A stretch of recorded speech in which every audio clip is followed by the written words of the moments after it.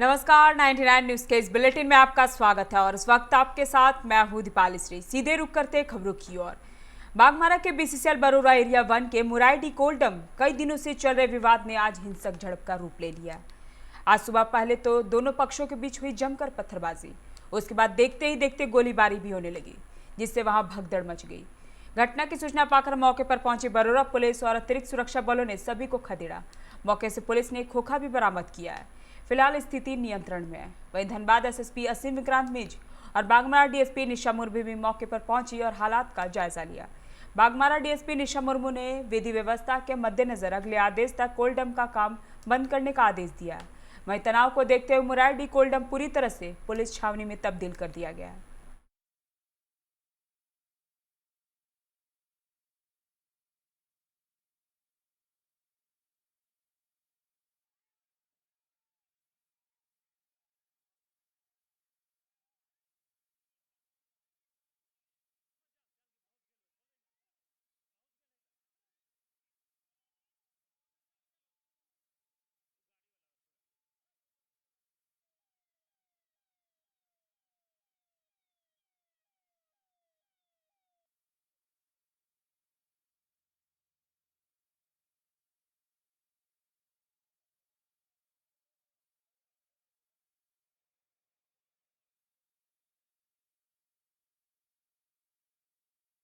किया जाएगा और दोनों पक्ष से पहले वार्ता करने का प्रयास किया गया था, लेकिन वो असफल रहा।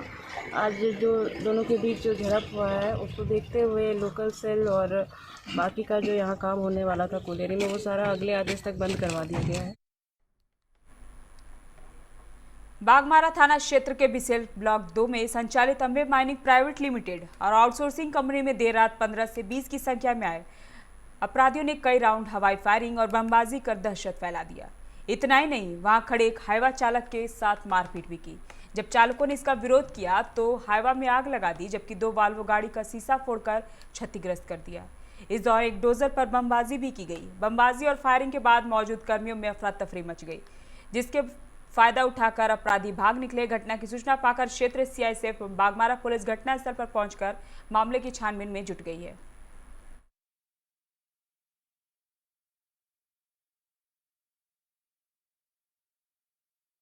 स्थल का दौरा किया है और वहाँ पे लगभग उनकी 3 वॉल्वो गाड़ियों को जलाया गया है, एक गाड़ी को तोड़ दिया गया है। इसके अलावा एक व्यक्ति को भी के साथ भी मारपीट की गई है, वो भी जख्मी हालत में थे। और इसके अलावा हम लोगों ने जो लोकल सूत्रों से पता करने का कोशिश किया है तो कुछ लोकल अपराधियों का नाम आ रहा है, जिसको कि हम लोग वेरीफाई करके अरेस्टिंग करेंगे। इसके अलावा अभी तक एफआईआर जो है प्रक्रिया चल रही है एफआईआर की, तो उसके बाद हम लोग आगे की कार्रवाई करेंगे। हमारे द्वारा कई बार सभी आउटसोर्सिंग कंपनी को ये निर्देश दिया जाता है कि आप अपने ऑफिस में और जो भी एंट्री एग्जिट गेट है वहाँ पे एक अच्छी क्वालिटी का सीसीटीवी कैमरा लगाएं, जिससे कि अपराधियों को लोकेट करने में आसानी हो। बैंकों के निजीकरण के खिलाफ United forum of bank union के बैनर तले आज धनबाद के रणधीर वर्मा चौक के पास बैंक कर्मियों ने प्रदर्शन कर केंद्र सरकार के खिलाफ जमकर नारेबाजी की। बैंक कर्मियों ने बताया कि राष्ट्रव्यापी 2 दिवसीय बैंक हड़ताल का आज दूसरा दिन है। ये केंद्र सरकार को चेतावनी देने स्वरूप महज एक सांकेतिक हड़ताल है। केंद्र सरकार अगर बैंकों के निजीकरण जैसी साजिश को बंद नहीं करती है तो आने वाले समय में वह लोग अनिश्चितकालीन हड़ताल पर चले जाने के लिए बाध्य होंगे।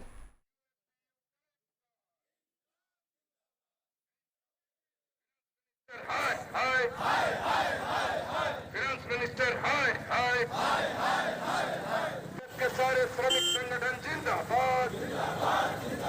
2 दिवसीय हड़ताल का आज दूसरा दिन है। यह अभी आगाज है, यह सांकेतिक हड़ताल है और ये सांकेतिक हड़ताल सरकार द्वारा बजट सत्र में जो उन्होंने घोषणा की है कि 2 राष्ट्रीयकृत बैंकों को जो है वो निजीकरण करेगी, यह उसके खिलाफ जो है वो आंदोलन है। क्योंकि सरकार की मंशा जो है वह निजीकरण की सिर्फ 2 बैंकों तक सीमित नहीं रहेगी, ये हम भली भांति समझ रहे हैं। क्योंकि प्रिंट मीडिया और इलेक्ट्रॉनिक मीडिया में भी जो है वो 2 बैंकों का सरकार ने भले ही ऐलान किया हो संसद पे, लेकिन वो प्रिंट मीडिया और इलेक्ट्रॉनिक मीडिया वाले जो है वो कह रहे हैं 4, कोई कह रहे हैं 6, यानी कि सारे के सारे राष्ट्रीयकृत बैंकों का निजीकरण करने की सरकार की जो मंशा है उसके खिलाफ जो है वो हम आंदोलन में हैं।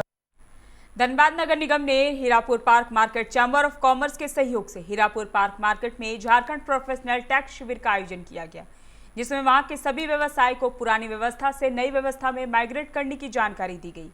कार्यक्रम की शुरुआत अतिथियों ने दीप प्रज्वलित कर किया। व्यवसायियों के बीच टैक्स से जुड़ी प्रावधानों को लेकर जागरूक किया गया।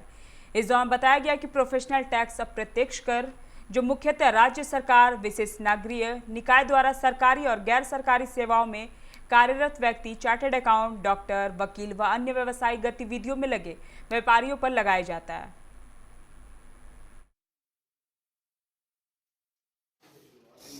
झारखंड प्रोफेशनल टैक्स है वो लगाया गया है मैग्नेट करने के लिए। हम लोग खाली लॉगिन करना है, बाकी अब हम लोग आगे मुख्यमंत्री साहब से मिलेंगे, उसको बोलेंगे हम लोग को बहुत ज़्यादा टैक्स हो जा रहा है, हम लोग इतना नहीं कर सकते हैं, और फिर नहीं तो कोर्ट जाएंगे। तो इसमें जो है कौन कौन लोग आएंगे? किसमें? इस कैंप में, जीडीटी कैंप में? जिसका ये सभी दुकानदार आएंगे, जिसका जीएसटी है, सभी दुकानदार आएंगे। हीरापुर या धनबाद जिला पूरा जहाँ से भी आ सकते हैं। झारखंड प्रोफेशनल टैक्स के लिए कैंप लगाया गया है। ये 2012 से लागू था और ये पुराना सिस्टम से हम लोग नया सिस्टम पे माइग्रेट कर रहे हैं इसको। उसके लिए कैंप लगाया गया है। ये डीलर को फैसिलिटी दिया जाएगा। कैंप का उद्देश्य क्या है?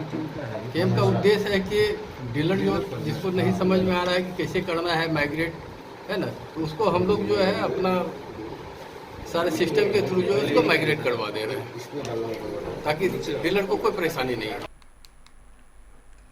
सरायकेला के गमरिया प्रखंड के शहपुर पंचायत के मुड़कुम गांव की महिलाएं बूंद बूंद पानी के लिए जद्दोजहद कर रही है।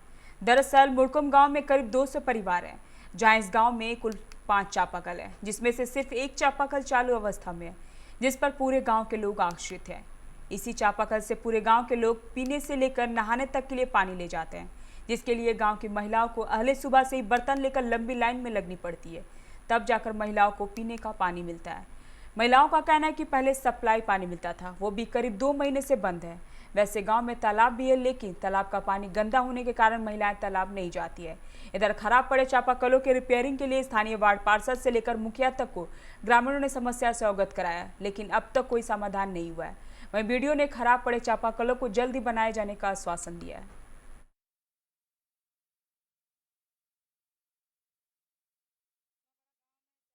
चापाकल है लेकिन सब खराब है, बस एक ही ठो है। एक ही ठो में वो भी पानी बहुत कम निकलता है और पूरा गांव में एक ही ठो है सब कोई, इसलिए इतना जन हम लोग लाइन में खड़े हैं। नहीं बहुत कम निकलता है। पानी का बहुत बड़ा समस्या है। जैसे अभी देख ही रहे हैं आपकी एक ही चापानल है, बहुत बड़ा गांव है, एक ही चापानल से हम लोग को पानी का पीने भी ले जाना पड़ता है और नहाने धोने के लिए भी, नहाने का कोई साधन नहीं है। जो हम लोग को सप्लाई का पानी मिलता है सप्ताह में कभी एक दिन आता है, कभी नहीं आता है। 2 महीना से देखा जाए तो पूरा बंद ही है, कभी आता है कभी नहीं। वो भी आता है तो किसी का घर में 1 लोटा आता है, तो कभी किसी के घर में छोटा बाल्टी से। अगर हम लोग चाह रहे हैं कि अगर चापानल जो हम लोग को दिया गया है अगर उसका रिपेयरिंग हो जाए तो हम लोग को थोड़ा सुविधा, जैसे कि अभी संज्ञान में लाया है, पता करते हैं कितने चापाकल हैं और कितने खराब हैं। और खराब चापाकल को अविलंब मरम्मत कराने के लिए हम लोग अपने स्तर से भी जो संबंधित कार्यकारी एजेंसी है उनको निर्देश देंगे और जल्द से जल्द चाहेंगे कि रांची आरपीएफ पोस्ट के जवानों और मेरी सहेली की टीम ने मंगलवार को रेलवे स्टेशन से एक किशोर को बरामद किया है। किशोर पढ़ाई के लिए पिता की डांट सुनने के बाद घर से भागकर रांची आ गया था। यह किशोर बिहार के भोजपुर जिले के साकाडी का रहने वाला है। किशोर रांची रेलवे स्टेशन किसी ट्रेन से आया था और 1 नंबर प्लेटफॉर्म पर टहल रहा था। इसी दौरान आरपीएफ की एक मेरी सहेली की टीम अनीता गोद्रा, पीएस होरो, अखिलेश सिंह की नजर उस पर पड़ी। आरपीएफ कर्मी किशोर के पास गया और उसके रेलवे स्टेशन पर होने का सबब पूछा। किशोर पहले तो कुछ बताने से आनाकानी करता रहा, बाद में उसने बताया कि वह घर से भागकर चला आया। पढ़ाई के लिए वो घर वालों से डांट टपट करते थे, इसीलिए नाराज होकर घर से भाग निकला है। आरपीएफ कर्मियों ने किशोर को पकड़कर रांची चाइल्डहुड के हवाले कर दिया है। दुर्गापुर से हाल ही में भाजपा में शामिल हुए कोयला कारोबारी राजेश झा उर्फ राजू झा ने सोमवार को बांकुड़ा कोर्ट में सरेंडर कर दिया, जहां कोर्ट ने उनकी जमानत याचिका खारिज कर दी है, जिसके बाद उन्हें 14 दिनों के लिए बांकुड़ा जेल भेज दिया गया है। आपको बता दें कि 2005 में बांकुड़ा के मेजिया थाने में राजू झा के खिलाफ कोयला चोरी का मामला दर्ज हुआ था। उस मामले में राजू झा के नाम पर कोई दूसरा व्यक्ति कोर्ट में हाजिर नहीं हुआ। इस फर्जी पेशी को कोर्ट ने पकड़ लिया था, जिसके बाद कोर्ट ने राजू झा के खिलाफ गिरफ्तारी वारंट जारी कर दिया। वाम मोर्चा के शासनकाल में उन पर शिल्पांचल में अवैध कोला कारोबारी संचालित करने का भी आरोप है। हालांकि उसके बाद भी टीएमसी में शामिल हो गए थे, जिसके बाद मामला कोर्ट में थे, लेकिन जैसे ही वो भाजपा में शामिल हुए उन पर शिकंजा कसना शुरू हो गया। दुर्गापुर के जय श्री स्टील प्राइवेट लिमिटेड के मालिक अमित अग्रवाल उर्फ सोनू अग्रवाल के 4 ठिकानों पर आज सुबह ही सीबीआई ने रेड मारा है। इनमें कोलकाता के एसबी टावर के 3rd फ्लोर में स्थित कंपनी के कार्यालय, बराकर कुल्टी और दुर्गापुर के 2 जगहों समेत कुछ जगहों पर सीबीआई की टीम अभी भी छापेमारी कर रही है। हालांकि किसी मामले में सीबीआई ने यह कार्रवाई की है अभी तक साफ नहीं हो पाया है।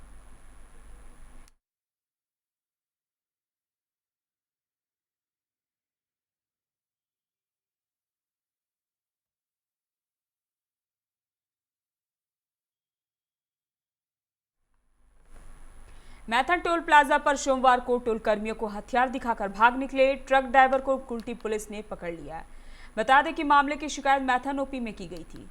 दिल्ली से कोलकाता जाने वाले लाइन के 3 नंबर टोल कैश काउंटर में काम कर रहे कर्मी रवि कुमार वर्णवाल ने बताया कि सुबह में ट्रक नंबर WV37D6233 नंबर की ट्रक का फास्टैग काम नहीं कर रहा था, जिसके पास उसे दुगना पैसे देने के काम किए गए। थोड़ी कहा सुनी के बाद ड्राइवर ने ट्रक के अंदर से ही रिवॉल्वर निकालकर टोल कर्मी को जान से मार देने और टोल लूट लेने की धमकी देने लगा, जिसके बाद टोल के मैनेजर रंजय सिंह ने इसकी सूचना मैथन पुलिस समेत बंगाल के NH2 से सटे सभी थानों को सूचित कर दिया, जिसके आधार पर ट्रक के साथ चालक को कुल्टी पुलिस ने आज गिरफ्तार कर लिया है।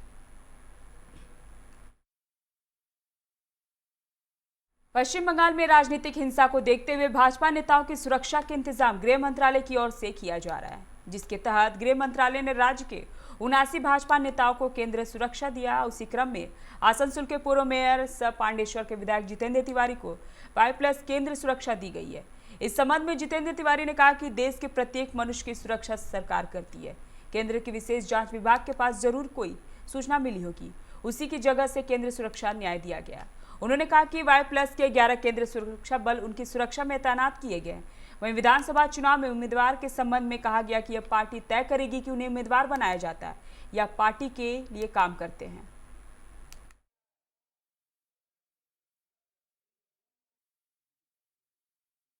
ব্যাপারে এটা তো সরকার বিভিন্ন সময় ঠিক করে এবং দেশে যত নাগরিক সবারই সুরক্ষা দায়িত্ব সরকারের থাকে। সরকার মনে করছে এটা অ্যাডমিনিস্ট্রেটিভ সিদ্ধান্ত, তারা মনে করেছে তাদের কাছে ইনপুট হবে, তারা মনে করেছে এই সিকিউরিটি দেওয়া উচিত দিয়েছে। তো সব মিলিয়ে কতগুলো কি জন থাকতে পারে? আমি দেখছি 11 জন তো আছে দেখছি। এটা তো অ্যাডমিনিস্ট্রেটিভ ডিসিশন, এটা অ্যাডমিনিস্ট্রেশন লোকরা সঠিক বলতে পারবেন। वक्त तो चला एक छोटे से ब्रेक का, मिलते हैं ब्रेक के बाद। Hey, I'm sexy Mr. Brown, a prince who's just been crowned. I can brighten up your day, 'cause I'm so sunny. Hey, I'm sexy Mr. Brown, heading out to town. You can hate me all the way, 'cause I got my honey. And that's not funny, my honey makes me sing all night.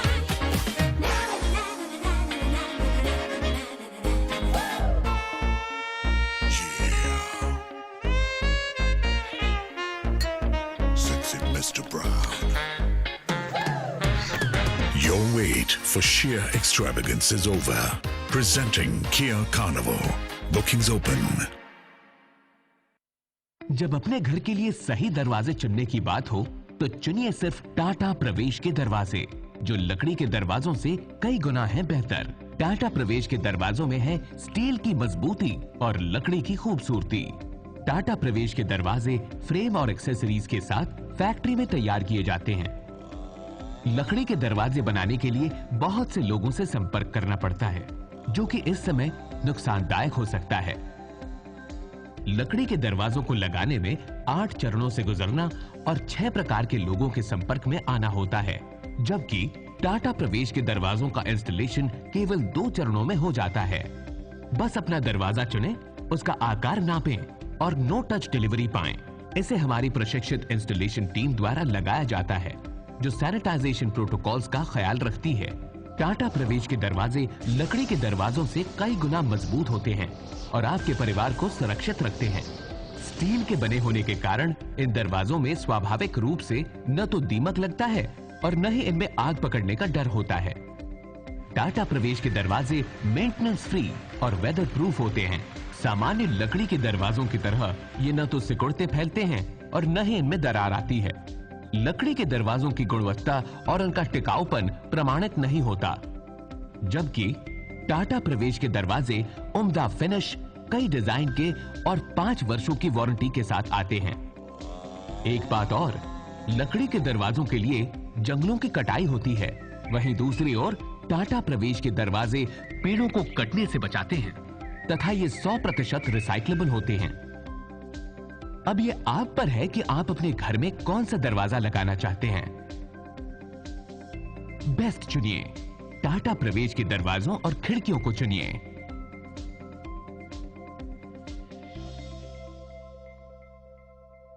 Authorised distributor Shri Ram sales, GT road, Govindpur, Dhanbad. आप इस number पर संपर्क कर सकते हैं 7004709213 9534400091।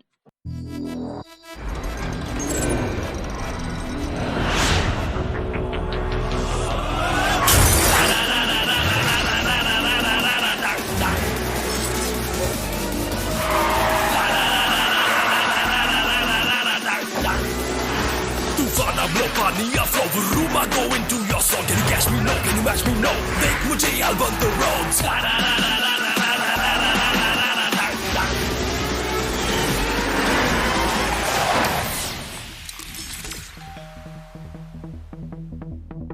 Hi. You're early. I know. XUV 300. Authorised dealer model fuels, Dhanbad, Bokaro, Giridih.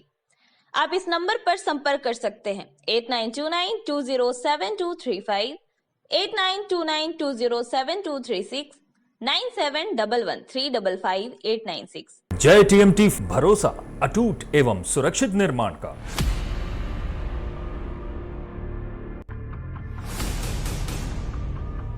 भरोसा अटूट एवं सुरक्षित निर्माण का।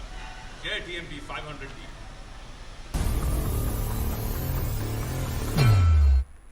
ब्रेक के बाद आपका स्वागत है। रुक करते हैं अगली खबर की ओर।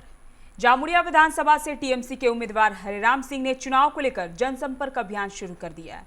उन्होंने आज जामुड़िया के पुनियाटी, कैथी, थिकादर, हरिपारा, गिरिडीपारा समेत कई स्थानों पर घर घर लोगों से अपने पक्ष में वोट देने की अपील की। इस मौके पर हरिराम सिंह ने कहा कि वो यह सीट जीतकर दीदी को उपहार देंगे। इस दौरान ब्लॉक अध्यक्ष साधना राय, शेख शंदार, युवा अध्यक्ष मृदुल चक्रवर्ती समेत कई लोग उनके साथ उपस्थित थे।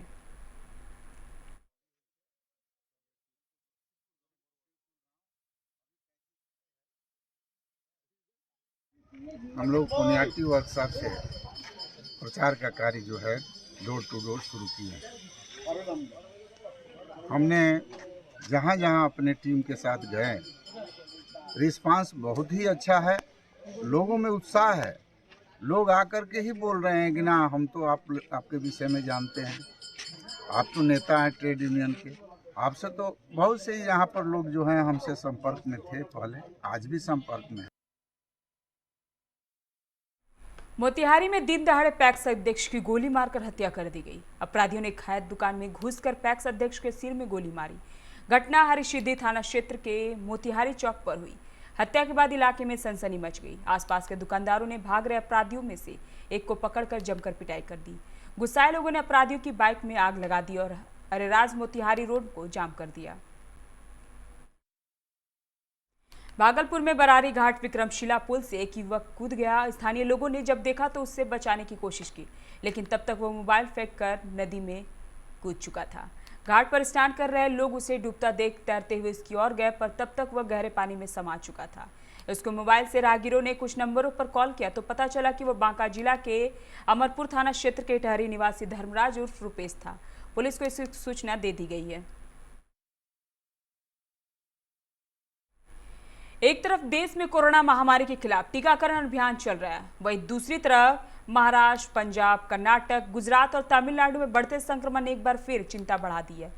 78% से ज्यादा मामले इन्हीं 5 राज्यों से आ रहे हैं। महाराष्ट्र सरकार संक्रमण को देखते हुए फिर सख्ती बरतने की तैयारी कर रही है। पुणे, नागपुर और औरंगाबाद में नाइट कर्फ्यू लगाया गया। वहीं पंजाब सरकार ने 12वीं और 10वीं की कक्षाओं की बोर्ड परीक्षाओं टालने का फैसला किया, जबकि मध्य प्रदेश में नाइट कर्फ्यू पर आज फैसला आ सकता है। देश में बढ़ते मामलों को देखते हुए प्रधानमंत्री नरेंद्र मोदी बुधवार को मुख्यमंत्रियों के साथ बातचीत करेंगे।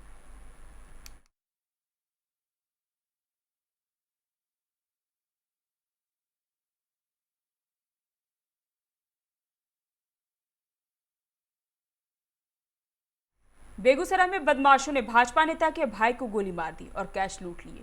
उनकी हालत गंभीर बनी हुई है। घटना साहेबपुर कमाल थाना क्षेत्र के रघुनाथपुर NH 31 पर हुई।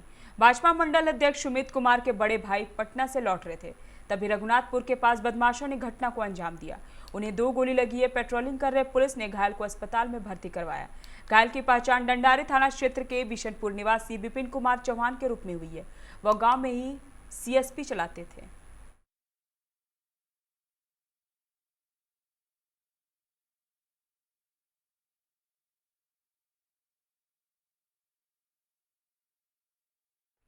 झारखंड विधानसभा में आज विपक्षी दल के नेताओं ने बालू के अवैध खनन को हेमंत सोरेन सरकार को घेरने की कोशिश की।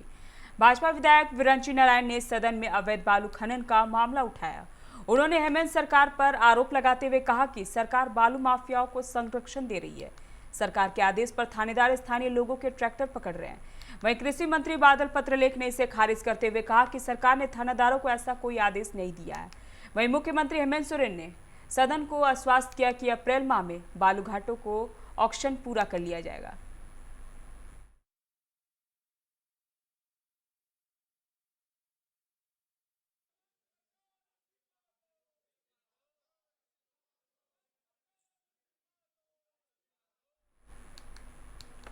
रांची के कोतवाली इलाका स्थित बड़ा तालाब के पास एक छात्रा का मोबाइल छीनकर भाग रहे युवक को स्थानीय लोगों ने पकड़कर जमकर धुनाई कर दी। इसके बाद पुलिस को सौंप दिया गया। युवक की इस कदर पिटाई हुई कि युवक का कपड़ा भी फट गया। जानकारी के अनुसार मंगलवार की सुबह बड़ा तालाब के पास युवती का मोबाइल छीनकर भाग रहा था। बाइक पर सवार अपराधी युवती का मोबाइल छीनकर भागने लगे, लेकिन युवती ने शोर मचा दिया और शोर सुनते ही लोग वहां पहुंचे और उसकी मोबाइल छीन लिए।